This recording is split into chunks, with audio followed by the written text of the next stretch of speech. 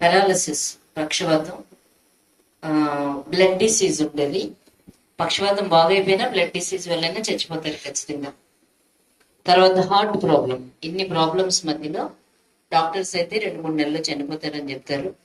ఇలాంటి వ్యక్తి తన జీవితంలో దేవుడు తన వాక్యం మీద ఎలా విశ్వాసం ఉంచాలో ఆ మరణ పడక మీద ఆయన నేర్చుకొని విశ్వాసం అన్న దాని గురించి ఆయన చాలా బాగా నేర్చుకున్నాడు. అద్భుతంగా నేర్చుకొని ఆయన బాగైపోయిన తర్వాత అక్కడి నుంచి ఒక పాస్టర్గా 12 సంవత్సరాలు పనిచేస్తాడు, ఒక కాపరిగా. చేసిన తర్వాత చాలా బాగుంది, చర్చ్ బాగుంది, జనాలు ఉన్నారు, అన్నీ జరుగుతున్నాయి. కానీ ఆయన మనసులో నెమ్మది లేదు. ఏదో ఇలా ఇది కాదు ప్రభువా, ఇది కాదు ప్రభువా అని చెప్పి నేను పాస్టర్గా పిలవబడలేదేమో అని తర్వాత ఒక సువార్థికుడిగా 2 సంవత్సరాలు ఫీల్డ్ వర్క్ చేస్తూ ఉంటాడు. ఆ 2 సంవత్సరాలు కూడా అద్భుతాలు జరుగుతున్నాయి, ఆశ్చర్యకార్యాలు జరుగుతున్నాయి, అనేక మంది రక్షణలోనికి వస్తున్నారు. అయినా కానీ తన మనసుకి నెమ్మది లేదు. ప్రభు అసలు నన్ను ఏం చేయమంటావు, అసలు నన్ను ఎందుకు పిలుచుకున్నావు అని అడిగినప్పుడు అప్పుడు దేవుడు చెప్పిన మాట అంటే, go and teach my people about faith అని చెప్తాడు. వెళ్ళి నా ప్రజలకి విశ్వాసం గురించి బోధించు. నేను ఒక ఉపదేశకునిగా, టీచర్గా పిలిచాను అని చెప్తాడు అనమాట. నాకు కిన్నెత్తి హ్యాగన్ గారి కంటే కూడా ప్రభు మాట్లాడిన మాటలు నన్ను చాలా, అంటే దేవుడు ఒక దాసుని ఉపయోగించుకొని తను చెప్తున్న మాట ఏంటంటే, వెళ్ళి నా ప్రజలకి విశ్వాసం కోసం బోధించు. ఆయన ప్రతి సబ్జెక్టు వెనకల విశ్వాసం గురించే కంప్లీట్గా ఉంటుంది. మనం చాలా రకాల బుక్స్ చెప్పుకున్నాం, ప్రేమ గురించి, విశ్వాసకి గల అధికారం గురించి, విజయవంతమైన సంఘం గురించి అనేకమైన మనం వాళ్ళని చూసాం. కానీ డైరెక్ట్గా ఫెయిత్ అన్న దాని గురించి మనం ఎప్పుడు చెప్పుకోలేదు. విశ్వాసం అన్నది ఇది నేను ఉదయం ప్రార్థన చేస్తున్నప్పుడు కూడా ప్రభుకి ఏం చెప్పానంటే, ఇది నేను టీచ్ చేయట్లేదు, నేను మీకు వచ్చి కొత్తగా ఏమీ చెప్పట్లేదు. ఆయన పుస్తకంలో ఉన్నదాన్ని, ఇంగ్లీష్లో ఉన్నదాన్ని తెలుగులోకి తర్జుమా చేసి నేను మీకు చెప్తున్నాను అంతే. ట్రాన్స్లేటర్ని. ప్రభా, సాయంకాలం నేను నీ దాసుని పుస్తకంలో ఉన్న మాటల్ని తెలుగులోకి ట్రాన్స్లేట్ చేసి నీ ప్రజలకు చెప్తుండగా నన్ను వాళ్ళని దీవించండి అని అడిగాను. ఓకేనా?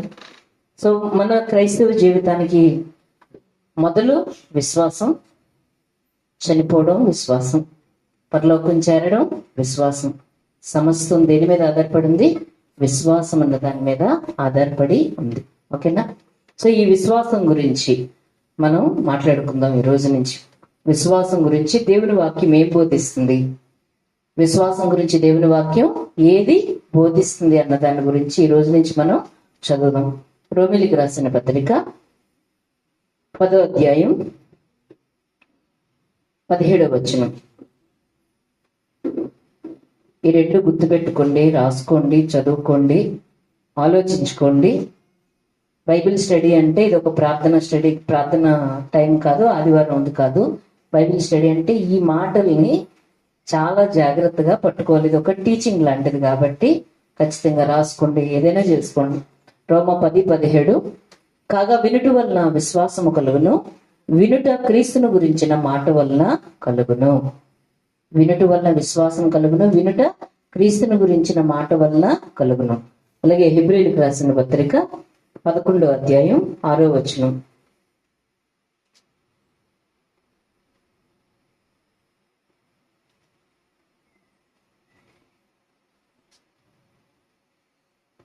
విశ్వాసం లేకుండా దేవునికి ఇష్టడై ఉండుట అసాధ్యం.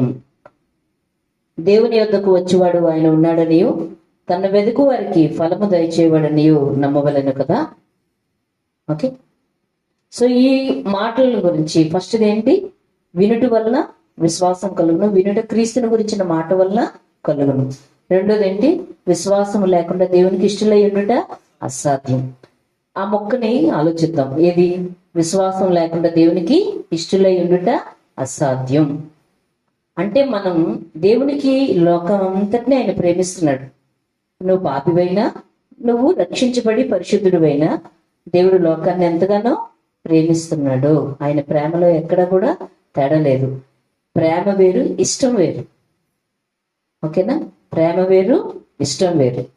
ప్రేమ శాశ్వత కాలం ఉంటుంది, ప్రేమలో ఏ మార్పు ఉండదు, ఆయన అందరినీ ప్రేమిస్తూనే ఉంటాడు. కానీ ఇష్టం వేరు. ఓకేనా? ఇష్టం అంటే అది స్పెసిఫిక్ గా ఇష్టపడటం. అందరూ ఇష్టమే, కానీ అందరంటే ప్రేమే, కానీ కొంతమంది అంటేనే ఇష్టం ఉంటుంది.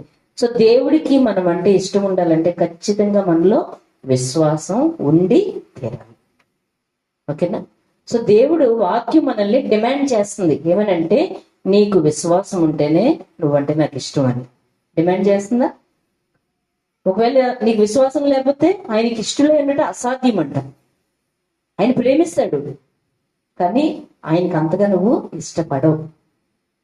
సో విశ్వాసం లేకుండా దేవునికి ఇష్టంలో ఏంటంటే అసాధ్యం అంటే దేవుని వాక్యం నీ దగ్గర నుంచి డిమాండ్ చేస్తుంది, నువ్వు విశ్వాసం కలిగి ఉండాలి. ఒకవేళ ఈ విశ్వాసం అన్నది ఆయన చేతుల్లో ఉందనుకో, మనం నమ్మడం అన్నది అసాధ్యం అనుకోండి. ఓకేనా? మనం నమ్మడం అన్నది అసాధ్యం, నమ్మలేమనుకోండి. నమ్మలేని దాన్ని నమ్మమని ఆయన చెప్తున్నాడు అనుకోండి, ఆయన ఏమవుతాడు? అనీతిమంతుడు అవుతాడు. న్యాయాధిపతి అయినప్పుడు న్యాయాధిపతుడు అవ్వడు కదా. మనం చెయ్యలేని దాన్ని మనం చెయ్యు అని చెప్తే ఆయన నీతిమంతుడు అవుతాడా? నీతిమంతుడు అవ్వడు. సో ఆయన డిమాండ్ చేస్తున్నాడు అంటే అర్థం ఏంటి? నువ్వు విశ్వాసం ఉంచగలవు, నువ్వు నమ్మగలవు, నువ్వు నమ్మాలి. కాబట్టే ఆయన మనల్ని చూసి డిమాండ్ చేస్తున్నాడు. ఓకేనా?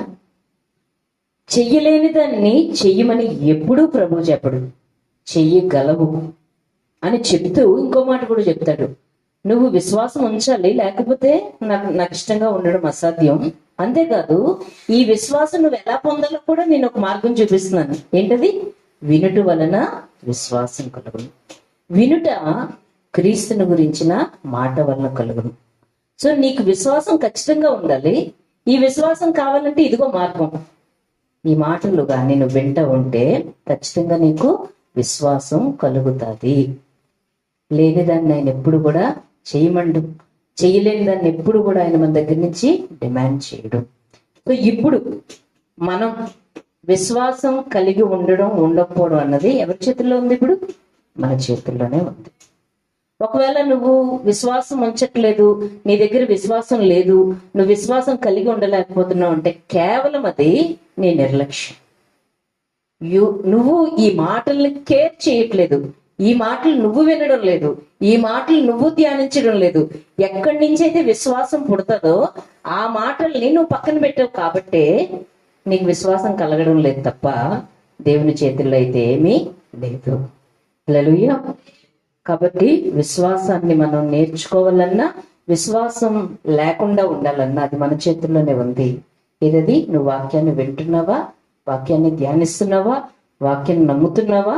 దీని మీదే నీ విశ్వాసం ఆధారపడుతుంది. హల్లెలూయా. చూడండి, మనం యేసుక్రీస్తుని నమ్మడానికి గల కారణం, నువ్వేదో ఒంటరిగా ఉంటే అప్పటికప్పుడు నీకేదో విశ్వాసం వచ్చి నువ్వేం నమ్మేలేదు. ఎవరో నీకు సువార్త చెప్పారు, అంతేనా?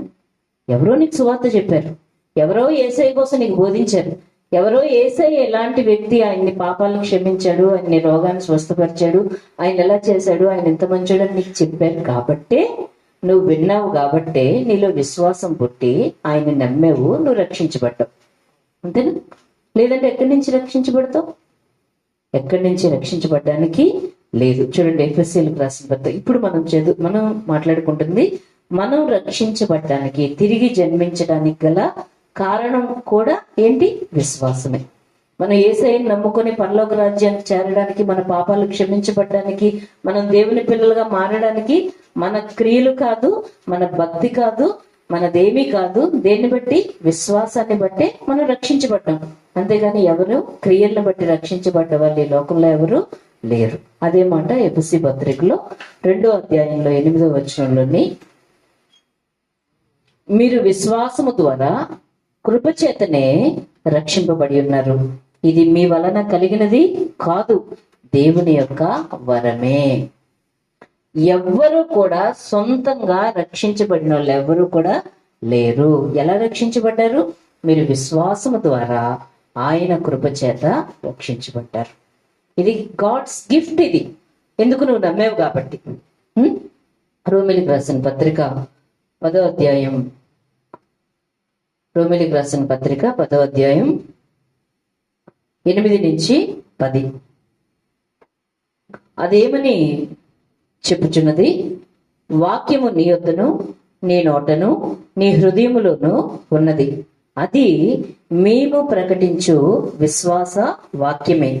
అదేమనగా, యేసు ప్రభువని నీ నోటితో ఒప్పుకొని దేవుడు మృతులలో నుండి ఆయనను లేపినని నీ హృదయమందు విశ్వసించిన యెడల నువ్వు రక్షించబడదువు.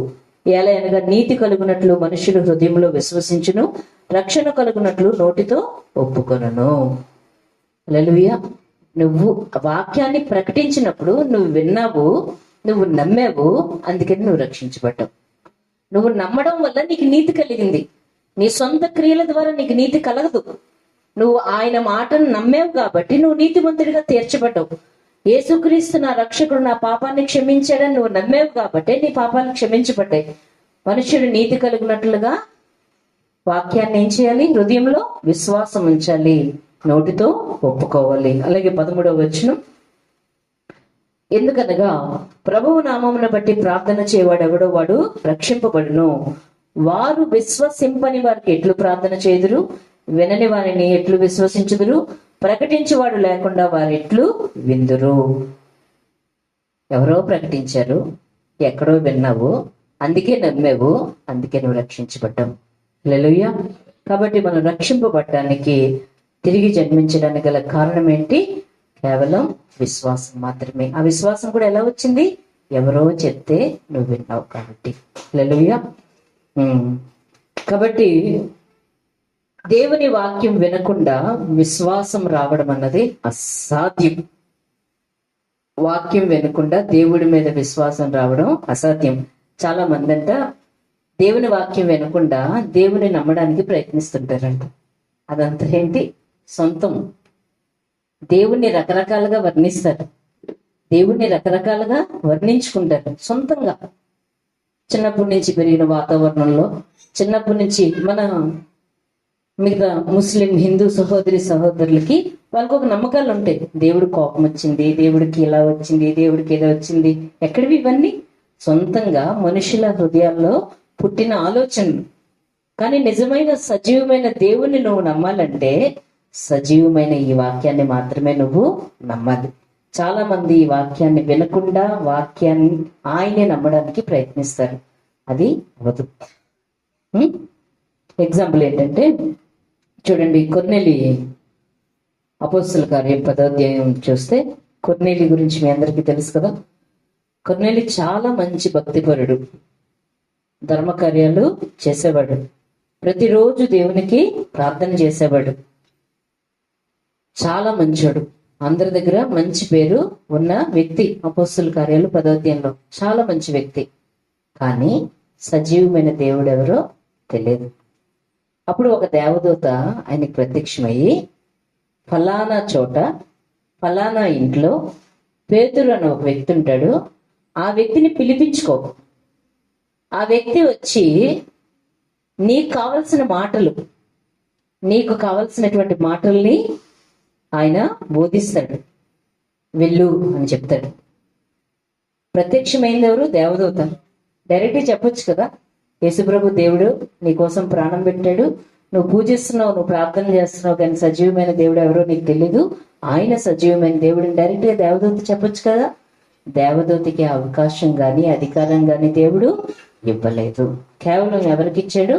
విశ్వాసులకు మాత్రమే. మీరు వెళ్ళి సర్వలోకానికి సువార్త ప్రకటించండి. తన శిష్యులకు మాత్రమే ఇచ్చిన మాట, తన యొక్క ప్రజలకు మాత్రమే ఇచ్చినటువంటి అధికారం. మీరు వెళ్ళి సర్వలోకానికి వెళ్ళి సువార్త ప్రకటించండి. దేవదూత డైరెక్ట్ గా వచ్చిన సువార్త ప్రకటించే అధికారం దానికి లేదు. ఓకేనా? సో అలాగే తను చెప్తున్నట్టే వెళ్తాడు, కొంతమందిని పంపిస్తాడు. పేతురుకు కూడా చెప్తాడు, ఫలానా వ్యక్తులు వస్తున్నారు, వాళ్ళతో నువ్వేమీ భేదించక వెళ్ళు అని చెప్తాడు. పేతురు కూడా తన మనసు మార్చుకొని వాళ్ళతో పాటు వెళ్తాడు. వెళ్ళిన వెంటనే పేతురు రాగానే కొర్నేలి ఆ యొక్క పాదాల మీద పడతాడు. లేదు లేదు, నువ్వు నా పాదాల మీద పడకూడదు, నేను నీలాంటి వాడిని అని చెప్పి, దేనికి నువ్వు నన్ను పిలిపించావంటే ఇలా ఇలా ఇలా జరిగింది, ఒక దేవదూత కనబడి నాకు ఇలా ఇలా నువ్వు వచ్చి నువ్వేదో మాకు చెప్తావని ఆయన చెప్పాడు అన్నప్పుడు పేతురు యేసుక్రీస్తు అందరికీ ప్రభు, ఆయనకు పక్షపాతం లేదు అని చెప్పి సువార్త అంతటినీ బోధించడం మొదలు పెడతాడు. ఆ పేతురు ఈ మాటలు చెప్తుండగానే పరిశుద్ధ ఆత్మదేవుడు వాళ్ళ మీద కుమ్మరించబడి అందరూ భాషలతో మాట్లాడటం మొదలు పెడతారు. ఆ తర్వాత అపోస్తలులందరూ, నువ్వెందుకు వాళ్ళ దగ్గరికి వెళ్ళావు, వాళ్ళ యూదులు కాదు, వాళ్ళ అన్యులు, వాళ్ళతో వెళ్ళి ఎందుకు భోజనం చేసావని అడిగినప్పుడు పేతురు అపోస్తల కార్యాలు 11వ అధ్యాయంలో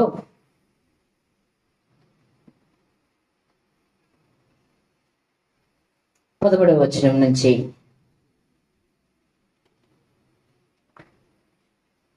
ఇలా చెప్తాడనమాట. నువ్వు యొప్పేకు మనుషులను పంపి పేతురు అని మారుపేరు గల సీమోనును పిలిపించుము. నీవును నీ ఇంటి వారందరూ ఏ మాటల వలన రక్షణ పొందుదురో ఆ మాటలు అతడు నీతో చెప్పునని తన ఇంట నిలిచి తనతో చెప్పిన ఒక దేవదూతను చూచిన సంగతిని కొర్నేలి మాకు తెలియజేశాడు. నువ్వు నీ ఇంటి వారందరూ ఏ మాటల చేత రక్షించబడతారో ఆ మాటలు పేతురు వచ్చి చెప్తాడు, కాబట్టి ఆ పేతుర్ని పిలిపించు.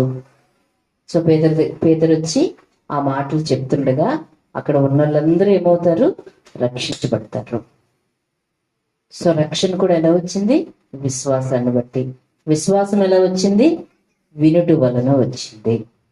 ఏం విన్నారు, మామూలు మాటల యేసుక్రీస్తు యొక్క సువార్తని, ఆయన మాటల్ని ప్రకటిస్తుండగా విని వాళ్ళందరూ ఏం పొందారు, విశ్వాసం వల్ల రక్షణని పొందారు. సో రక్షించబడిపోయాం అంటే మన పాపాలన్నీ క్షమించబడ్డాయి.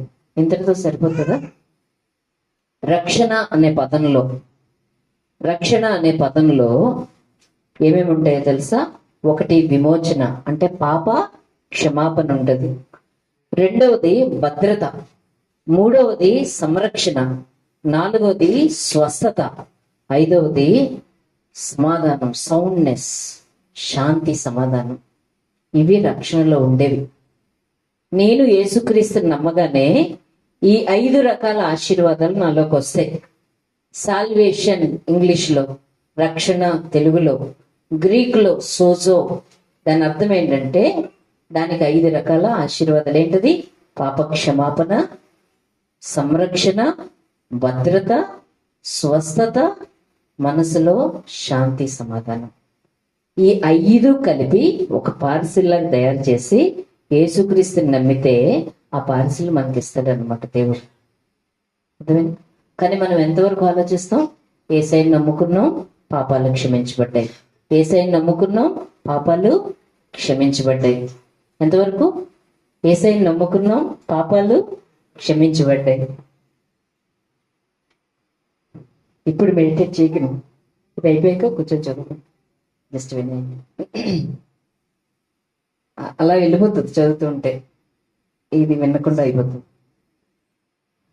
ఓకేనా?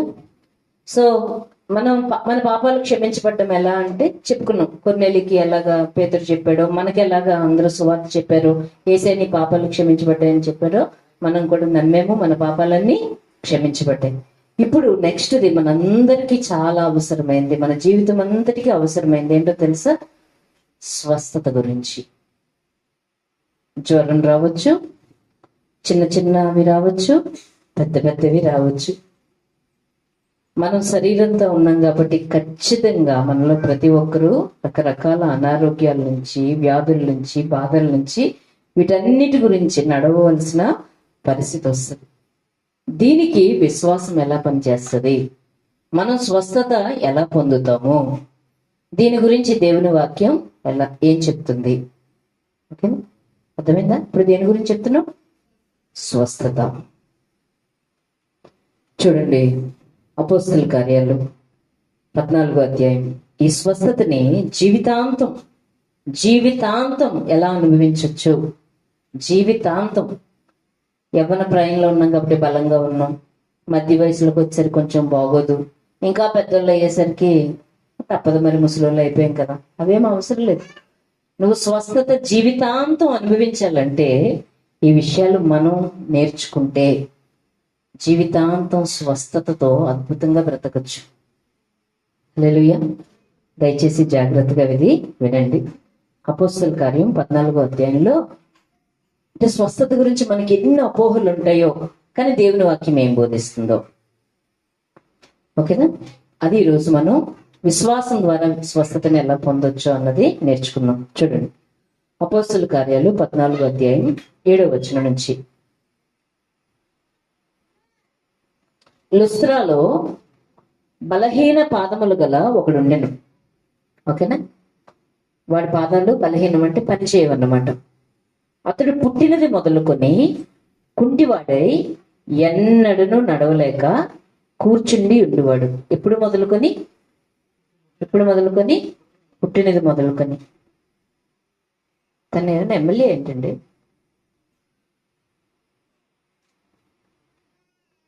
పుట్టింది మొదలుకొని కుంటివాడై ఎన్నడను నడవలేక కూర్చుండి ఉండువాడు. అతడు పౌలు మాట్లాడుట విన్నాడు. వింటున్నారా జాగ్రత్తగా? పౌలు అతని వైపు తేరి చూచి స్వస్థత పొందుటకు అతనికి విశ్వాసం ఉండినని గ్రహించి, నీ పాదములు మోపి సరిగా నిలవమని బిగ్గరగా చెప్పినప్పుడు అతడు గంతులు వేసి నడవసాగిన. ఓకే, ఎవరు స్వస్థపరిచారు? ఇప్పుడు ఏమైంది అక్కడ? ఎవరు? పౌలు ఏం చేశాడు? లేచి నడువనగానే నడిచేసి, అబ్బా పౌలు ఎంత గొప్పోడు అని అనుకుంటాం. జాగ్రత్తగా చదవండి, అక్కడ జాగ్రత్తగా ఉండండి. పౌలు మాట్లాడుతున్నాడు, ఒకడు ఎక్కడో కూర్చున్నాడు. చిన్నప్పటి నుంచి ఎప్పుడు నడవలేదు, కుంటికాళ్ళు కూడా కాదు, పని చేయని కాళ్ళు. ఒక దగ్గర ఎక్కడో ఉన్నాడు. పౌలు మాట్లాడుతుంటే అతను వింటున్నాడు. విని పౌలు ఒకసారి అతని వైపు చూడగానే అతనిలో విశ్వాసం ఉందని పౌలు గ్రహించాడు. గ్రహించి నువ్వు లేచినాడు అన్నాడు. లేచి గంతులేసాడు. ఎవరిలో ఉంది విశ్వాసం? మనం సాధారణంగా మామూలుగా చదువుకొని వెళ్ళిపోతే పౌలే స్వస్థపరిచాడు. పౌలు ఎంతో గొప్ప అపోస్తలుడు కాబట్టి, పౌలుకి అంత శక్తి ఉంది కాబట్టి, పౌలులో ఉన్న విశ్వాసం ఆ వ్యక్తిలో పనిచేసిందని. కానీ ఇక్కడ ఏముంది? సరిగ్గా చదవండి. లుస్త్రాలో బలహీన పాదముల గల ఒకడుండెను. అతడు పుట్టింది మొదలుకొని కుంటివాడే ఎన్నడూ నడువులేక కూర్చుండెను. అతడు పౌలు మాట్లాడుట వినెను. పౌలు అతని వైపు చూశాడు. స్వస్థత పొందుటకు అతనికి విశ్వాసం. ఎవరికి విశ్వాసం ఉందని గ్రహించాడు? ఎవరికి? పౌలు గొప్ప. మనం ఇది చదివినప్పుడు పౌలు పెద్ద అపోస్తలుడు కదా, సాధారణంగా అందరూ అనుకుంటాం. కెన్నెత్ హేగన్ అంటారు, మీరు ఎలా అనుకున్నారు? నేను కూడా అలాగే అనుకున్నాను అంటాడు. సాధారణంగా చూడగానే పౌలు, బా ఏం గొప్పతనం అసలు, ఇలా అనగానే అలాగా. ఎవరైనా అలాగే అనుకుంటాం. కానీ ఎవరిలో విశ్వాసం ఉంది? ఆ బలహీన పాదములు కలిగిన వ్యక్తిలో విశ్వాసం. అది చూసి పౌలు లేచినాడు అన్నాడు. ఎలా వచ్చింది ఆ వ్యక్తికి విశ్వాసం? ఏం చేస్తున్నాడు అతను? వింటున్నాడు కాబట్టి ఏం చెప్తున్నాడు పౌలు? కుంటువాడా, నీకే కాళ్ళు వస్తాయని చెప్తున్నాడా? సువార్తని ప్రకటిస్తున్నాడు. సువార్తలో ఏది కూడా నిలిచి ఉంటది? సువార్తతో ఈ స్వస్థత కూడా చెప్పబడి ఉంటది. సువార్తలో స్వస్థత అనేది ప్రకటించకుండా సువార్త కంప్లీట్ అవ్వదు. క్రొత్త నిబంధన గ్రంథంలో స్వస్థపరచని క్రీస్తు లేకుండా క్రీస్తే లేడంట. ఎందుకంటే క్రీస్తు ఈ లోకానికి వచ్చినప్పుడు, తండ్రి ఆయన అభిషేకించినప్పుడు, ఆయన అపవాది చేత పీడింపబడిన వారందరినీ విడిపిస్తూ స్వస్థపరచుచు సంచరించుండను. ఆయన పని అది. సో సువార్త ప్రకటనలో ఖచ్చితంగా స్వస్థత అన్నది ఒక భాగం, విడుదల అన్నది ఒక భాగం, సంరక్షణ అన్నది ఒక భాగం, శాంతి సమాధానం ఒక భాగం. ఇవన్నీ కలిపే సువార్త. ఇదే సువార్తని పౌలు ప్రకటిస్తుంటే విన్నాడు. విన్నందుకు విశ్వాసం కలిగింది కాబట్టి నువ్వు లే అన్నాడు. అతను లేచాడు. ఓకేనా? ఇక్కడ మార్కు సువార్త 5వ అధ్యాయం చూడండి. మార్కు సువార్త 5వ అధ్యాయంలో కూడా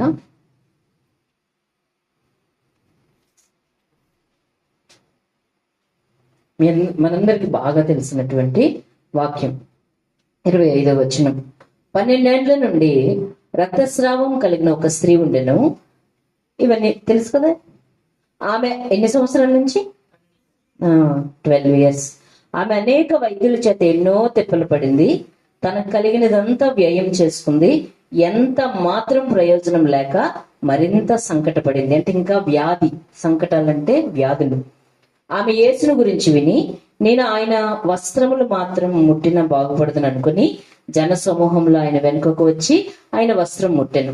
వెంటనే ఆమె రక్తధార కట్టెను కనుక తన శరీరంలో ఆ బాధ నివారణ అయిందని గ్రహించెను. ఓకే, వెంటనే యేసు తనలో నుండి ప్రభావం బయలువెళ్ళని తనలో తాను గ్రహించి జనసమూహం వైపు తిరిగి, నా వస్త్రములు ముట్టింది ఎవరు అని అడుగ్గా, ఆయన శిష్యులు, జనసమూహం నీ మీద పడుచున్నట్టు చూచున్నవే, నన్ను ముట్టినది ఎవడని అడుగుచున్నావా అనేది. ఆ కార్యము చేసిన ఆమెను కనుగొనాలని ఆయన చుట్టూ చూసిను. అప్పుడు స్త్రీ తనకు కలిగినది ఎరిగి భయపడి వణుకుచూ వచ్చి ఆయన ఎదుట సాగిలపడి తన సంగతంతియు ఆయనతో చెప్పాను. ఇది విన్నప్పుడు యేసు ప్రభు వస్త్రం ముట్టుకుంటే స్వస్థత, ఎంత గ్రేట్ యేసయ్య అని అనుకుంటాం కదా. యేసయ్య వస్త్రం ముట్టుకుంటే గ్రేట్, యేసయ్య ఎంత గొప్పడు అని అనుకుంటాం కదా. అనుకుంటామా? కానీ యేసయ్య చెప్పిన మాట ఏంటో తెలుసా? 34వ వచనం. అందుకు ఆయన, కుమారి, నీ విశ్వాసం నిన్ను స్వస్థపరిచింది. నీ విశ్వాసం నిన్ను స్వస్థపరిచింది. సమాధానం గలదానివే, పొమ్ము, నీ బాధ నివారణమే, నీకు స్వస్థత కలుగును గాక అని చెప్తాడు. నీ విశ్వాసం ఎలా వచ్చింది? తనకు విశ్వాసం చాలా స్పష్టంగా ఉంటది 27వ వచనంలో. ఏమని? ఆమె యేసును గురించి విన్నది. ఆమె యేసుని గురించి విన్నది. వినడం వల్ల తనలో ఏం పుట్టింది? విశ్వాసం. జన సమూహాలు ఆయన మీద పడుతున్నాయి, తనలో ప్రభావం మాత్రం ఎక్కడికి వెళ్ళలేదు. ఒక స్త్రీ ముట్టుకుంది, తనలో నుంచి ప్రభావం వెళ్ళింది. విశ్వాసం దేవునిలో ఉన్న ప్రభావం మనలోకి వచ్చేలాగా చేస్తుంది. హల్లెలూయా. దేవుడిలో విశ్వాసం కాదు, అది ఎవరిలో విశ్వాసం? మనలో ఉన్న విశ్వాసమే. జనసమూహం పడిపోతున్నారు కదా. ఏమవుతుంది? ఎందుకు పడిపోతున్నారు? ఆయన ముట్టుకుంటేనే స్వస్థపరచం. నమ్మారో నమ్మలేదో, నేమ్ చూసారో, కీర్తి ప్రతిష్టల కోసం ఆయన చుట్టూ తిరుగుతున్నారో నాకు తెలియదు, కానీ ఈవిడ మాత్రం వస్త్రపు చెంగు ముడితే చాలయ్యా నమ్మింది కాబట్టి తను పొందగలిగింది. హల్లెలూయా, హల్లెలూయా. సో మనం స్వస్థపరచబడాలంటే ఎవరిలో విశ్వాసం ఉండాలి? మనలో విశ్వాసం ఉండాలి. మనం ఎవరి వైపు చూస్తాం? దైవజనుల వైపు చూస్తుంటాం. నీలో విశ్వాసం లేకుండా ఎంత గొప్ప దైవజనులు వచ్చి ప్రార్థన చేసినా నీకేమీ అవ్వదు. నీలో విశ్వాసం ప్రభావాన్ని లాక్కొని వస్తుంది. హల్లెలూయా. విశ్వాసం గురించి, ఈ ప్రత్యేకించి స్వస్థత గురించి చాలా అపోహలు ఉంటాయి. చాలా అపోహలు. ఎందుకంటే మన మైండ్, మీరైతే చిన్నప్పటి నుంచి కొంతమంది నాలాగా కొత్తగా అంటే మీన్స్ వేరే మతం నుంచి లేకపోతే వేరే విశ్వాసం నుంచి ఈ విశ్వాసంలోకి వచ్చాను కాబట్టి, నాకు తెలిసినప్పటి నుంచి కొంతమంది క్రైస్తవ కుటుంబంలోనే పుట్టారు కాబట్టి అప్పటి నుంచి కూడా అనేకమైన బోధలు విని మన బ్రెయిన్ అంటే వాష్ అయిపోయింది. ఏమైనా వాష్ అయిపోయింది? రోగం వచ్చినప్పుడు చాలా మంది క్రైస్తవులు అనుకునేది ఏంటంటే, 95% క్రైస్తవులు అనుకునేది ఏంటంటే, ఈ రోగం దేవుని మహిమ కోసం వచ్చింది అనుకుంటారు. నో. పాపం ద్వారా దేవుడు మహింపరచబడతాడా? నేను ఈ పాపం చేశాను కానీ ఈ పాపం వల్ల దేవుడు మహింపరుస్తాడని ఉంటది ఎక్కడైనా? పాపాన్ని క్షమించిన దేవుడే రోగం గురించి తన గాయం పొందాడు. మన రోగాలు తొలగించడానికి ఆయన దెబ్బలు తిన్నాడు. రోగం ఎప్పుడైనా దేవుని మహింపరుస్తుందా? రోగం సాతానికి చెందింది, పాపం సాతానికి చెందింది, దారిద్ర్యం సాతానికి చెందింది, అశాంతి సాతానికి చెందింది. సాతాను దగ్గర ఉన్న వస్తువుల్ని తీసుకొని దేవుడు మహిమ పొందుతాడా? ఎక్కడైనా? దేవుని మహిమ కోసం వచ్చిందంటారు. It's not. దేవుని వాక్య ప్రకారం అది కానే కాదు. రెండోది, దేవుడే నాకు ఇది అనుమతించాడు అంటాడు. ఆయన చేతుల్లో లేనిది ఎప్పుడు ఆయన మనకి ఇవ్వలేడు. ఒకవేళ దేవుడు మనకి రోగాన్ని ఇవ్వాలంటే సాతాను చేతుల నుంచి దొంగలించి ఇవ్వాలి. ఆయన దొంగ? రోగం ఆయన చేతుల్లో ఉంటుందా? పరలోకంలో ఎక్కడైనా ఉందా? తండ్రి, పరలోకంలో నీ చిత్తం నెరవేరినట్లు నా జీవితంలో నెరవేరాలి అంటాం కదా. పరలోకంలో రోగం ఉంటుందా? వేదన ఉంటుందా?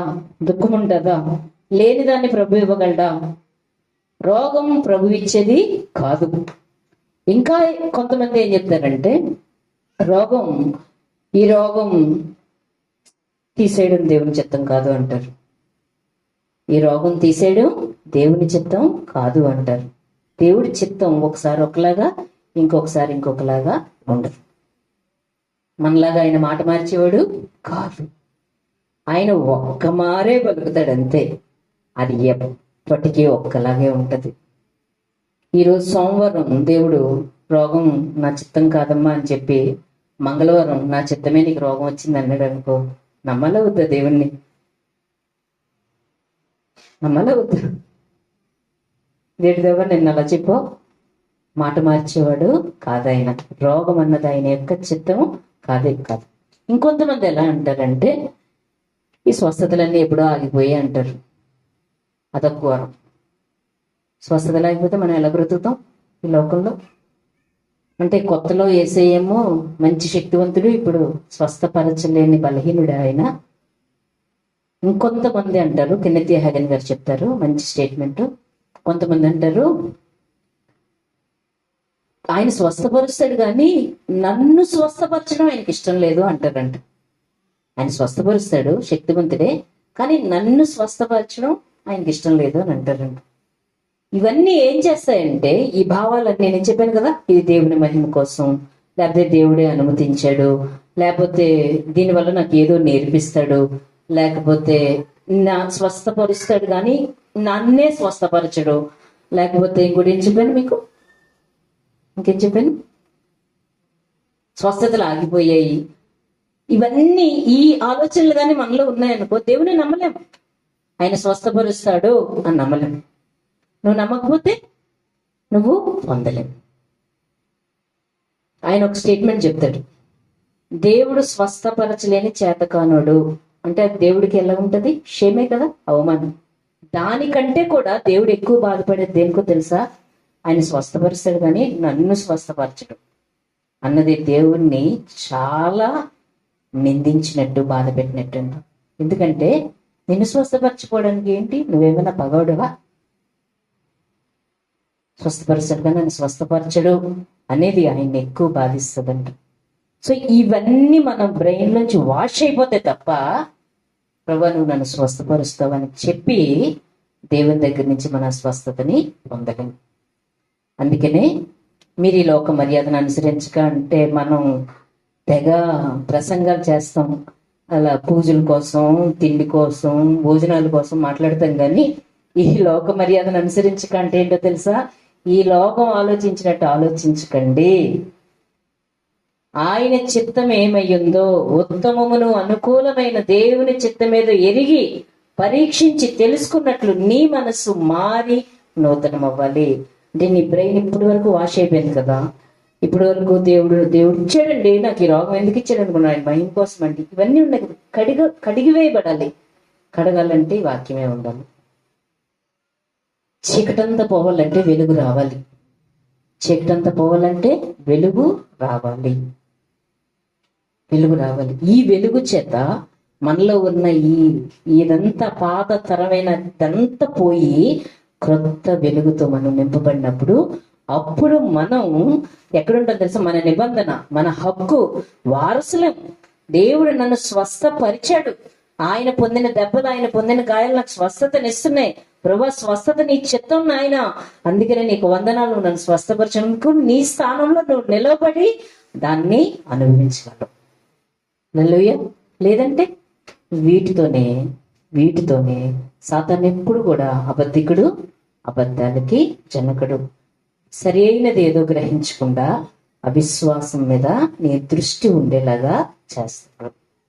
నువ్వు ఎందుకు స్వస్థపరచబడలేకపోతున్నావు? వాక్యం తెలియక, వాక్యం వినక, వాక్యాన్ని నమ్మక మనం స్వస్థత పొందలేం తప్ప ఆయన ఎప్పుడు మాట తప్పని గొప్ప దేవుడు ఆయన. హల్లెలూయా. కెన్నెత్ హ్యాగన్ గారు 17 నెలల పాటు ఆయన బెడ్ మీద ఉండి పక్షవాయువుతో, గుండె జబ్బుతో, రక్తంలో దోషంతో, ఇన్ని బాధలతో ఆయన 17 నెలల పాటు బెడ్ మీద ఉన్నప్పుడు ఆయన చాలా మంది వచ్చేవారు, ప్రార్థన చేసేవారు. దేవా నీ చిత్తమైతే తగ్గించనివారు, నీ దేవా ఇంక పరిస్థితి చూసి దేవా నీ చిత్తమైతే ఇన్ని తీసుకెళ్ళిపో అని ప్రార్థన చేసిన వాళ్ళు చాలా మంది వచ్చేవారు, చాలా మంది వెళ్ళేవారు.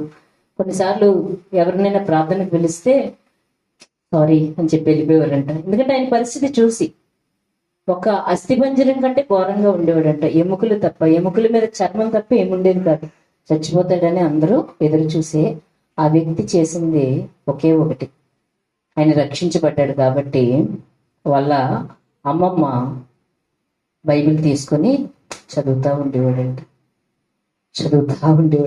ఎక్కడండి? ఎక్కడ? చైర్ వేసుకున్నా, మంచిగా పడుకున్నా. అది పడుకోవడమా? మరణ పడక మీద ఉండి చావు కోసం ఎదురు చూస్తూ పక్షవాయుతో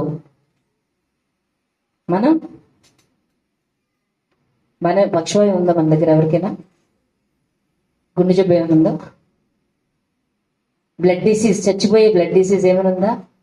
మనం చదువుతున్నామా? బైబిల్ చదువుతున్నామా? అది మన పరిస్థితి. పోనీ 24 గంటలు పనిలో మునిగిపోయి తేలుతున్నామా? పెద్ద పనే ఉండదు. ఏం పని ఉంటుంది? ఏం ఉండదు. పెద్ద పనే ఉండదు. ఏం పని ఉంటుంది చెప్పండి? తిప్పి కొడితే 3-4 గంటల పని అంతా అయిపోతుంది. ఖాళీ దొరకదా? టైం ఉండదా? ఉంటుంది. నువ్వు ఆ టైంని వినియోగించుకోవంతే. నువ్వు 12 గంటలు పని చేసినా ఇంకో 12 గంటలు ఉంటాయి. ఆయన చదివాడు, విన్నాడు కాబట్టి పొందాడు. చదవలేదు, వినలేదు, మనం పొందాం అంతే. పెద్ద తేడా ఏం లేదు. దేవుడు పక్షపాతం ఏమీ కాదు. సో ఆయన మరణ పడక మీద బైబిల్ చదువుతూ ఉంటే ఆయన ఒక మాట చెప్తాడు, చాలా బాగుంది. The more I read the Bible, the more I realized that I didn't have to die. నేను వాక్యాన్ని చదువుతూ ఉండగా నాకేమర్థమవుతుందంటే నేను చావవలసిన అవసరం లేదు అని అర్థమవుతుందంట ఆయనకి. ఓకేనా? So the more I read God's word, the more I realized that I could be healed. వాక్యం చదువుతూ ఉండగా నాకేమర్థమవుతుందంటే నేను ఖచ్చితంగా స్వస్థపరచబడతాను అని ఆయనకు అర్థమైందంట. హల్లెలూయా. ఎలాంటి వ్యక్తికి అర్థమైంది? చచ్చిపోతావని డాక్టర్లు సంతకం పెట్టి ఇచ్చేసిన వ్యక్తికి, భయంకరమైన వ్యాధులతో ఉన్న వ్యక్తికి ఏమర్థమవుతుంది? నేను వాక్యం చదువుతూ ఉండగా నేను చావవసరం లేదు, నేను ఖచ్చితంగా స్వస్థత పొందగలను అన్నది ఆయనకు అర్థమవుతుంది. ఆయనకు అర్థమైంది, నీకు అర్థమవుదా? ఎక్కడ తేడా? వాక్యాన్ని వినకపోవడం, చదవకపోవడం, ధ్యానించకపోవడమే తేడా. ఆయన ఈ అపోస్తల కార్యాలు 14వ అధ్యాయంలో బలహీన పాదాలు కలిగినటువంటి వ్యక్తి కోసం, మార్కు సువార్త 5వ అధ్యాయంలో 12 ఏళ్ల నుంచి రోగంతో ఉన్న స్త్రీ కోసం చదివినప్పుడు దేవుడు చెప్తున్న మాట, నీ విశ్వాసమే నిన్ను స్వస్థపరిచింది. దేవా, వాళ్ళ విశ్వాసం వాళ్ళని స్వస్థపరిచినప్పుడు నా విశ్వాసం కూడా నన్ను స్వస్థపరుస్తుంది కదా. ఇది ఆయనకు వచ్చినటువంటి ఆలోచన. అంతే.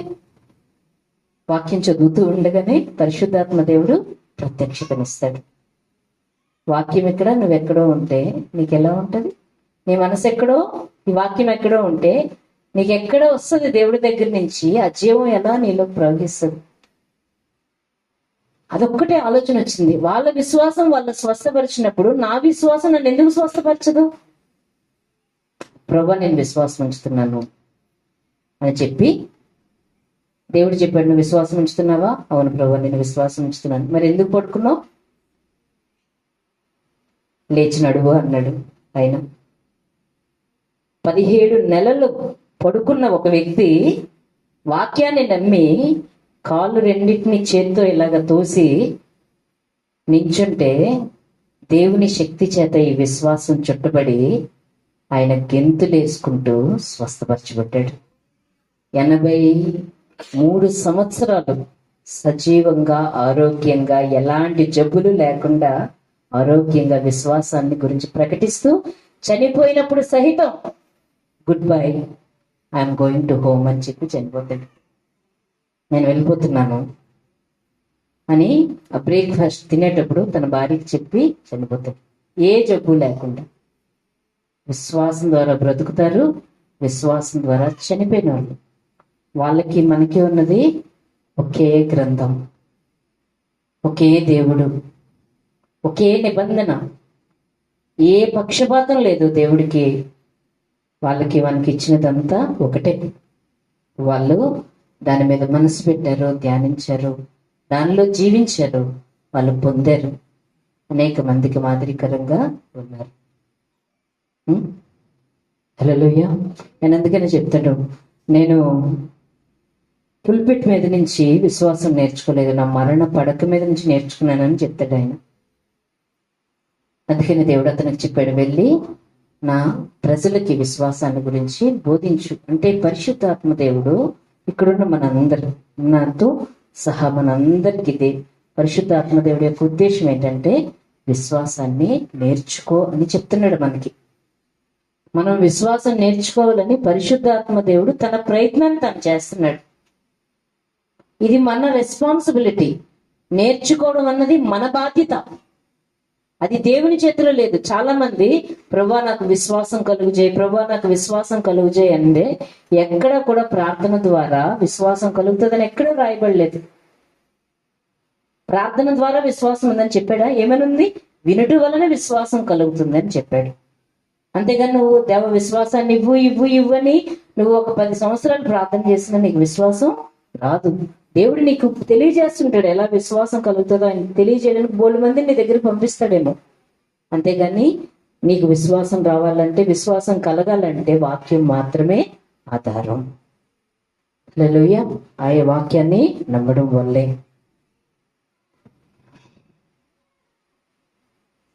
ఇందులో కొన్ని ఎగ్జాంపుల్స్ చెప్పుకుంటూ వస్తాడనమాట. పిసి నెల్సన్ అని ఒక దైవజనుడు. ఆయన ఒకసారి యాక్సిడెంట్ అవుతుంది. అంటే ఒక వాహనం తన కాళ్ళ మీద నుంచి వెళ్ళిపోతుంది. ఓకేనా? డాక్టర్ దగ్గరికి హాస్పిటలైజ్ చేస్తారు. అప్పుడు చెప్తారు, అయితే కాళ్ళు తీసేయాలి, లేదంటే తన మోకాళ్ళు ఒక గట్టిగా ఉండిపోతుంది, ఇంకా అది పనిచేయదు అని. ఇంకా ఆయన హాస్పిటల్లో ఉన్నప్పుడే ఒక దేవుని వాక్యం గుర్తొస్తూ ఉంటుంది. మీలో ఎవరైనా రోగి అయి ఉన్నాడా, వాడు సంఘ పెద్దల్ని పిలువనంపించవలను, వారు నూనె రాచి ప్రార్థన చేయగా రోగి స్వస్థపరచబడతాడు, విశ్వాసహితమైన ప్రార్థన రోగిని స్వస్థపరచని మాటలు గుర్తొస్తే ఈయన దేవుడిని కన్విన్స్ చేయడానికి ప్రయత్నిస్తుంటాడు. ప్రభువా మా చర్చిలో అలాంటి నమ్మకాలేమీ లేవు అని దేవుడికి చెప్పబోతాడు. వెంటనే దేవుడు ఇద్దరు వ్యక్తుల్ని గుర్తు చేస్తాడు. ఫలానా వ్యక్తులు నూనె రాచి ప్రార్థన చేస్తారు కదా, వాళ్ళని పిలువు అని. వాళ్ళు వచ్చి ఈయన ఇలాగా వాహనం వెళ్ళిపోయారు కదా, తన కాళ్ళ మీద తన మీద నూనె రాచి ప్రార్థన చేస్తారు. డాక్టర్స్ వచ్చి కాళ్ళు తీయాల్సిన అవసరం లేదు, మోకాళ్ళకి ఏ బాధ లేదు. హల్లెలూయా. వాక్యాన్ని నమ్మినప్పుడు అలాంటి గొప్ప కార్యాలు జరుగుతాయి. మనకి జరుగుతాయి, చాలాసార్లు మన జీవితంలో జరిగాయి. నమ్మిన ప్రతిసారి జరుగుతాయి, నమ్మిన ప్రతిసారి జరుగుతాయి, నమ్మలేనప్పుడే జరగవు. అలాగే ఒక ఆయన, ఒక మంచి సువార్థికుడు, చాలా బాగా ఫేమస్ అయ్యాడు, చాలా బాగా సువార్తను ప్రకటిస్తున్నాడు. ఆయనకి చుట్టుపక్కల ఉన్న వాళ్ళు ఆయన సేవకి చాలా డబ్బులు కూడా ఇచ్చేవారు. మీరు ఈ డబ్బులు తీసుకొని సేవ చేయండి అని చాలా బాగా పరిచయం చేస్తూ ఉండగా సడన్ గా ఆయన రోగగ్రస్తుడు అవుతాడు. రోగగ్రస్తుడు అయిన తర్వాత చూపించుకుంటాడు. తన దగ్గర అప్పటికి ఆ దినాల్లో అంటే 1930-40 ఆ సంవత్సరంలో $10,000 బ్యాంకులో ఉండేవంట. చాలా డబ్బు అంట అప్పట్లో. ఆ టైంలో డాక్టర్స్ దగ్గరికి వెళ్ళి చూపించినప్పుడు ఈ $10,000 అయిపోయాయి, తన ఆస్తిపాస్తులు అయిపోయాయి, తన వెహికల్స్ అమ్మేశాడు, తన బుక్స్ కూడా అమ్మేశాడు. కానీ రోజు రోజుకి ఇంకా రోగం పెరిగిపోతూనే ఉంది. ఇంకొకసారి హాస్పిటల్లో ఉన్నప్పుడు డాక్టర్స్ చెప్పారు, ఇంక నువ్వు చనిపోతావని. ఆ తర్వాత ఆయన వాళ్ళ బ్రదర్ ఎవరికో ఫోన్ చేసి, నువ్వు కొంచెం డబ్బులు నాకు పంపించాలి, నేను నా తల్లి దగ్గరికి వెళ్ళిపోతాను. ఆ తల్లికి 80 సంవత్సరాలు పైగా ఉంటాయండి. నేను అక్కడే పుట్టి పెరిగాను, నా తల్లి దగ్గరికి వెళ్ళిపోతాను, అక్కడే నేను చనిపోతాను, నాకు కొంచెం డబ్బులు పంపించు అంటే ఆ డబ్బులతో వాళ్ళ తల్లి దగ్గరికి వస్తుంది. వాళ్ళ తల్లి చాలా ముసలి, 85 సంవత్సరాలు దాటి ఉంటుంది. ఆవిడికి హెల్ప్ చేయడానికి 19 సంవత్సరాలు చిన్న కుర్రోడు ఉంటాడంట ఆవిడ హెల్పర్కి. సో ఇతను ఎప్పుడైతే వచ్చాడో ఈ 19 ఏళ్ల పిల్లడు రోజు ఇతనికి స్నానం చేయించడం, బట్టలు మార్చడం ఇవన్నీ చేస్తూ, మీరెందుకు స్వస్థత పొందకూడదు అని అడిగాడంట ఒకరోజు. ఇంత పెద్ద ఇవాంజలిస్ట్ని, ఎన్ని ఎన్ని వందల వేల మంది రక్షణలకు నడిపించడానికి ఆ 19 ఏళ్ల కుర్రాడు మీరెందుకు స్వస్థత పొందకూడదు అని అడిగాడంట. ఎలా పొందుతాను అని అడిగాడంట. బైబిల్లో ఉంటుంది కదా, మీలో ఎవరైనా రోగి అయితే పెద్దల్ని పిల్లల్ని నంపి చేయాలని ఉంటుంది కదా, ఎక్కడ ఉంటుంది? నాకు తెలియదు, నేను చదువుకోలేదు అని చెప్పాడంట. మరి నీకెలా తెలుసు? మా సేవకులు మాట్లాడుతుంటే నేను విన్నాను. ఓకే, అది ఎక్కడుంటుందో నీకు తెలుసు కదా, సువార్థికుడు కాబట్టి తీసి చదివాడు. ఇక్కడ ఒక మీటింగ్ పెడుతున్నారు, వస్తారా అని అడిగాడండి. వస్తాను అంటే ఒక వెహికల్ తెచ్చి మొత్తానికి అందరూ మోసుకొని వెళ్ళి ఆ మీటింగ్ దగ్గరికి వెళ్ళారు. చావు బతుకుల మధ్య ఉన్న వ్యక్తి. ఆ మీటింగ్ అయిపోయింది, స్వస్థత గురించి ప్రకటన చేశారు, ఇతను విన్నాడు. అదంతా అయిపోయాక వచ్చి ప్రార్థన చేశారు. ఇంటికి వచ్చాక ఆ మంట పెట్టుకొని శుభ్రంగా స్నానం అది చేసి, అమ్మా నాకు మాంసం, గుడ్లు ఇవన్నీ ఇవ్వమ్మా అని అన్నాడంట. 2 సంవత్సరాల నుంచి పసిపిల్లలు తినే ఆహారం తింటున్నాడు. ఓకేనా? అంటే పాపం వాళ్ళ అమ్మగారు అనుకున్నారంట, చచ్చిపోతున్నాడు కదా, బ్రెయిన్ కూడా పాడైపోయినట్టుంది, సర్లే చచ్చిపోయేవాడికి ఆఖరి కోరిక ఇవ్వాలి కదా అని ఆ మాంసం, గుడ్లు ఇంకా ఏవేవో తయారు చేసి పెడితే శుభ్రంగా తిని హాయిగా పడుకున్నాడంట. స్వస్థపరిచి పడిపోయాడు. హల్లెలూయా! స్వస్థత పొందాడు. ఏమైంది? వెళ్ళి విని పొందాడు. రాయడం మొదలు పెట్టాడంట. చాలా మందికి లెటర్స్, మ్యాగజైన్స్ లో నేను ఇలా స్వస్థపరిచిన వాక్యం విని దాన్ని నమ్మడం వల్ల నేను స్వస్థపరచబడ్డానని అనేక మందికి రాస్తుంటే చాలా ఇన్విటేషన్స్, ఇక్కడికి వచ్చి మీరు సాక్ష్యం చెప్పండి, సాక్ష్యం చెప్పండి అంటే సిద్ధమైపోయాడంట సాక్ష్యం చెప్పి వెళ్ళి ప్రసంగించడానికి. అప్పుడు మళ్ళీ కుర్రాడు అన్నాడంట, మీరు వాక్యం చెప్పకముందు మీరు ఎందుకు పరిశుద్ధాత్మలో బాప్తిజం పొందకూడదు అని అడిగాడంట. అంటే అదెలాగా తెలియదు, ఎందుకంటే ఆయన డినామినేషనల్ చర్చ్ అంటే ఇవేమీ వాళ్ళకి బోధించబడవు. మళ్ళీ మీటింగ్ ముందు వస్తారా అని అడిగాడు. మళ్ళీ ఆ మీటింగ్ దగ్గరికి వెళ్ళి పరిశుద్ధాత్మ బాప్తిజం పొందడం ఎలాగో విని ఆ సమయంలోనే అక్కడే పరిశుద్ధాత్మ బాప్తిజం పొంది అద్భుతంగా వాడబడ్డాడంట. ఆ తర్వాత దినాలన్నీ స్వస్థత గురించి అనేక మందికి ప్రకటించాడంట ఆయన. హల్లెలూయా, హల్లెలూయా. సో స్వస్థత గురించి మనకున్న తలంపులన్నీ పోయే వరకు కూడా దేవుని వాక్యం మనం నమ్మడానికి అవ్వదు. చాలా సాతాను గుర్తు చేస్తుంటాడు. మనం చిన్నప్పటి నుంచి విన్నవన్నీ గుర్తొస్తూ ఉంటాయి. మన ఆలోచనలు, మన భావాలన్నీ మనల్ని అడ్డగిస్తూ ఉంటాయి. వీటన్నిటిని మనం తొలగించుకోవాలి. కెన్నెత్ హగన్ గారు ఒకసారి మీటింగ్ పెట్టినప్పుడు అక్కడికి 2 భార్యాభర్తలు వస్తారు. మీటింగ్ అయిపోతుంది, సార్ మీకోసం 2 వెయిట్ చేస్తున్నారు చాలాసేపు నుంచి. సరే ఏంటి అంటే వాళ్ళిద్దరూ ఈయన రేడియో ప్రసంగాలు విని విని విని వచ్చారనమాట. ఈయన రేడియో ప్రసంగంలో ఏం చెప్పాడు? స్వస్థత అందరిది అని చెప్పాడు. అంటే తన పిల్లలు, నిబంధన ప్రజలది అని చెప్పాడు. మా ఆవిడికి చెప్పాను, మాకు నమ్మశక్యం కావడం లేదు. ఏంటి ప్రాబ్లం? 2 మేజర్ ఆపరేషన్స్ అయ్యాయి. ఇప్పుడు 3వ ఆపరేషన్కి తను సిద్ధంగా ఉంది. దేవుని చిత్తమైతే మమ్మల్ని స్వస్థపరచమని ప్రార్థన చేయరా అని అడిగిందండి. అప్పుడు ఆయన చెప్పిన మాట జాగ్రత్తగా వినండి. మనం చాలా సార్లు చేసే తప్పుడు ప్రార్థన, ప్రభువా నీ చిత్తమైతే స్వస్థపరచు. కెన్నెత్ హగన్ ఏమంటాడంటే, అయితే మీ చిత్తం అయితే అన్న పదం మీరు వాడారు అంటే నాకు అవిశ్వాసం ఉంది అని బ్యానర్ మీద పెట్టి చూపించడం అంట దేవుడికి. చిత్తమైతే, చిత్తమా కాదా ఇంతకీ స్వస్థపరచడం? మళ్ళీ చిత్తమైతే ఏంటి అంటే స్వస్థపరుస్తాడో లేదో అన్న అనుమానంతో దేవుని చిత్తమైతే అంటున్నామంటే తెలియదు మనకి ఆయన చిత్తమేదో. నిజంగా బ్రెయిన్కి తెలుసు కానీ మన హార్ట్కి తెలియదు అనమాట. ఆయన చెప్తాడు, నీ చిత్తమైతే అన్న ప్రార్థన ఎక్కడంటే ప్రభు ఒక్కసారి వాడతాడు. ఏమని? నీ చిత్తమైతే ప్రభు ఈ గిన్నె నా యొద్ద నుంచి తొలగించవా, ఒకేసారి వాడతాడు యేసుప్రభు ఆ మాట. అదేంటంటే మనల్ని మనం ప్రతిష్ఠించుకునేటప్పుడు, అంటే నన్ను ఎలా పిలుస్తున్నాడో నా దేవుడు, కాపరిగానా లేకపోతే సువార్థికుడుగానా బోధకుడుగానా నాకు తెలీదు, నాకు పెర్ఫెక్ట్ విల్ తెలీదు. అప్పుడు నేను ఏమని అడుగుతానంటే, ప్రభు నీ చిత్తమైతే ఆ స్థలానికి వెళ్ళి పరిచర్య చేయడానికి అనుమతించు, ప్రభు నీ చిత్తమైతే ఈ సేవలో నన్ను కొనసాగించు. ఎందుకంటే నాకు పరిపూర్ణంగా దేవుని చిత్తం తెలియదు కాబట్టి నన్ను నేను ప్రతిష్ఠించుకుంటున్నాను. తెలీదు ఆయన దేనికి పిలిచాడు, కానీ నేను ప్రతిష్ఠించుకున్నాను, ప్రభు నీ చిత్తం అయితే ఫలానా ప్లేస్కి వెళ్ళి నేను చేస్తాను అని. ఆయన ఎప్పటికప్పుడు తెలియజేస్తాడు ఆయన పెర్ఫెక్ట్ విల్. కానీ రక్షణ ఆయన చిత్తం, పాపక్షమాపణ దేవుని చిత్తం, స్వస్థత ఆయన చిత్తం, మనం దరిద్రులుగా ఉండకుండా ధనవంతులు కావడం ఆయన చిత్తం, శాంతి సమాధానం ఉండడం దేవుని చిత్తం. ఇది నీవు దేవుని చిత్తం అని మనకు తెలిసినప్పుడే నువ్వు స్వస్థపరచు దేవుడు అని నమ్మగలవు. లేదంటే ఎలా నమ్ముతావు? నమ్మకం లేకుండా ఎలా పొందుతాం అని చెప్పి ఆయన కొన్ని వాక్యాలని చూపిస్తాడు. ఆ వాక్యాలు మనం కూడా చూసి, మనము ఏదైనా అస్వస్థతకు గురైనప్పుడు, అది జ్వరం నుంచి తలనొప్పి నుంచి ఏదైనా కానీ, ఈ మాటలు జ్ఞాపకం చేసుకుని ఈ మాటలు నువ్వు నమ్మిన వెంటనే అద్భుతమైన స్వస్థత నువ్వు అనుభవిస్తావు. ఇది మనం వినడం కాదు, ప్రాక్టీస్ చేయాలి, నమ్మాలి. నమ్మడం మన చేతుల్లోనే ఉంది. నమ్మడాన్ని బాధ్యతగా దేవుడు మనకే ఇచ్చాడు. మత్తయి సువార్త 8వ అధ్యాయం 17వ వచనం.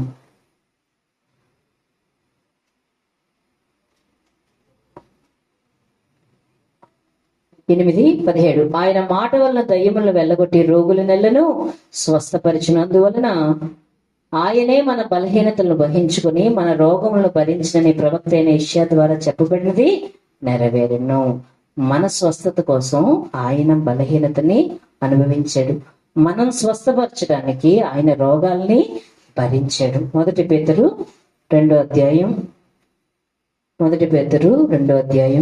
24వ వచనం. మనం పాపముల విషయమై చనిపోయి నీతి విషయమై జీవించినట్లు ఆయన తానే తన శరీరమందు మన పాపములను మ్రాను మీద మోసుకొనెను.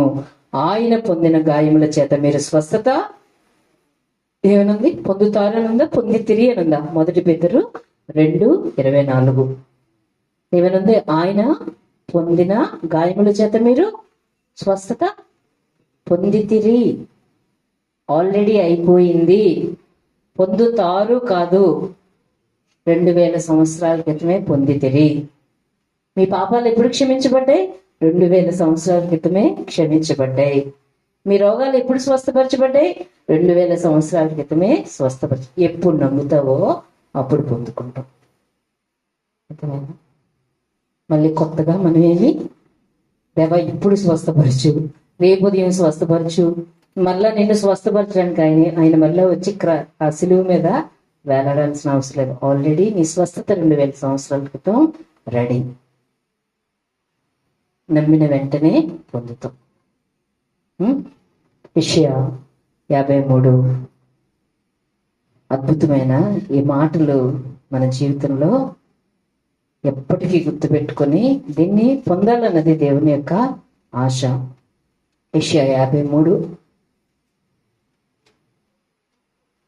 ఇవన్నీ గుర్తుపెట్టుకొని వీలైతే కంఠస్థం పెట్టండి. చూడండి, వాళ్ళ ఫోన్లో ఎన్ని మాట్లాడారో తెలుసా అని బోల్డ్ చెప్తారు. చూడండి, జరిగిపోయిన సంగతులన్నీ ఎలా గుర్తుంటాయి? అవన్నీ డిలీట్ చేసేసి ఇవి గుర్తుపెట్టుకోండి. కంఠస్థం పెట్టడానికి ప్రయత్నించండి.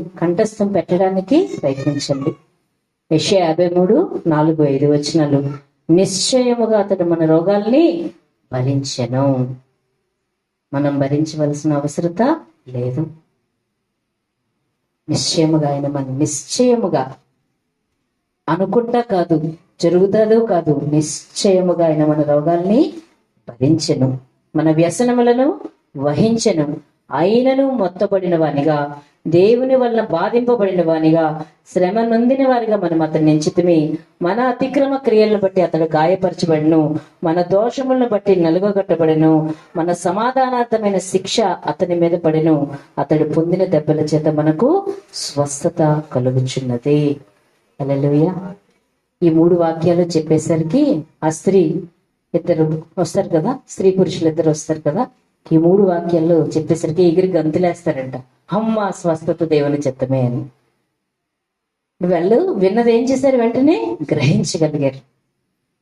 అప్పుడు చెప్పాడంట, ఇప్పుడు మళ్ళీ చేద్దామా, దేవాని చిత్తమైతే కాదు, ఇది దేవుని చిత్తమే. వెంటనే ప్రార్థన చేసిన వెంటనే తన చేతుకున్న ఇలా కట్టే ఉన్నది తీసి పక్కన పడేసి ఇంటికి వెళ్ళి